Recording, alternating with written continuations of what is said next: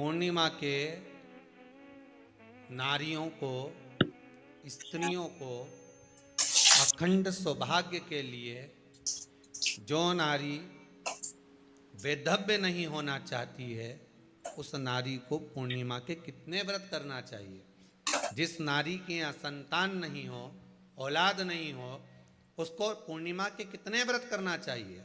जिस नारी का पुत्र, पति बहुत बीमारी से ग्रसित हो, लग रहा हो कि ये मेरा बेटा बहुत बड़ी बीमारी में घिरा हुआ है, तो नारी को कितने व्रत करना चाहिए। स्वयं भगवान कृष्ण ने माता यशोदा को द्वापर में भी बताया है कि पूर्णिमा के 32 व्रत होते हैं।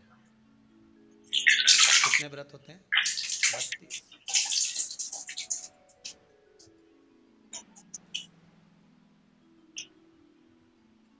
स्वयं भगवान कृष्ण यशोदा रानी को, माता यशोदा जी को भी बता रहे हैं 32 व्रत। अब आपको किसी ने बता दिया होगा कि 8 कर लो, 7 कर लो, 6 कर लो, 12 कर लो, इसलिए आपने बोला कि 12 कर लीजिए, 32 कर लीजिए। अरे यहां तो द्वापर की कथा भी कहती है। यशोदा जी ने एक बार भगवान कृष्ण को रोक कर कह दिया, ए कन्हैया रुको। कन्हैया बोले, बोलो माँ क्या बात है। कन्हैया जरा रुकिए, इधर आओ जरा। भगवान कृष्ण आए। हाँ माँ बोलिए। किस जगह का प्रसंग है ये?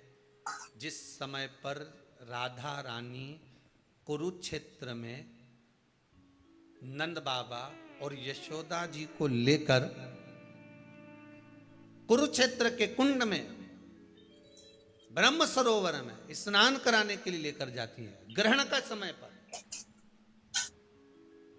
और जब भगवान कृष्ण उस कुरुक्षेत्र के उस सरोवर में स्नान करने आते हैं, तब यशोदा जी ने अपने लाला से प्रश्न किया है, पूछा है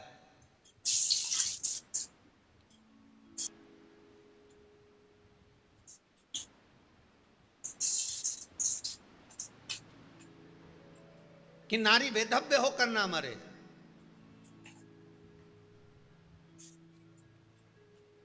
उसका पति कोई रोग से ग्रसित ना हो, उसका पुत्र किसी रोग में ना पड़े।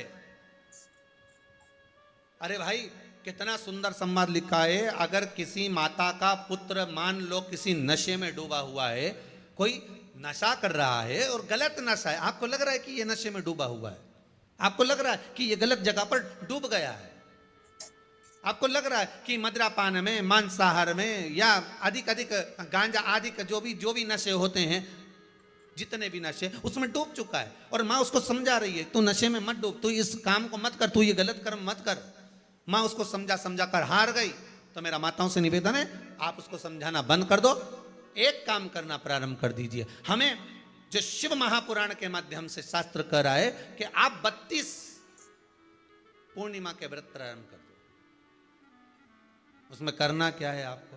केवल जिस दिन व्रत रहे, रात्रि के समय पर कोई भी मीठा, कुछ भी सामग्री आप चंद्र की रोशनी में, चंद्र को अर्घ देने के बाद, पूजन करने के बाद उसको रखो, और वही सामग्री जो नशा कर रहा है उसको पूर्णिमा के दूसरे दिन उसको खिलाओ। आप धीरे धीरे खिलाना चालू करेंगे, जिस नशे में वो डूबा हुआ उस नशे से वो छूटना प्रारंभ हो जाएगा। 2 पूर्णिमा व्रत करके तो देखो, तीसरे में तुम्हें जरूरत ही नहीं पड़े। धीरे धीरे आप वो छूटना प्रारंभ हो जाएगा। स्वयं भगवान कह रहे हैं, यशोदा मैया ने कन्हैया को रोक लिया कुरुक्षेत्र के उस मैदान में, और भगवान कृष्ण का दर्शन माता यशोदा जी करी। बहुत बहुत दिनों के बाद माँ को, आज माता यशोदा को लाला का दर्शन हुआ, बहुत समय के बाद, जाने के बाद, बहुत समय के बाद।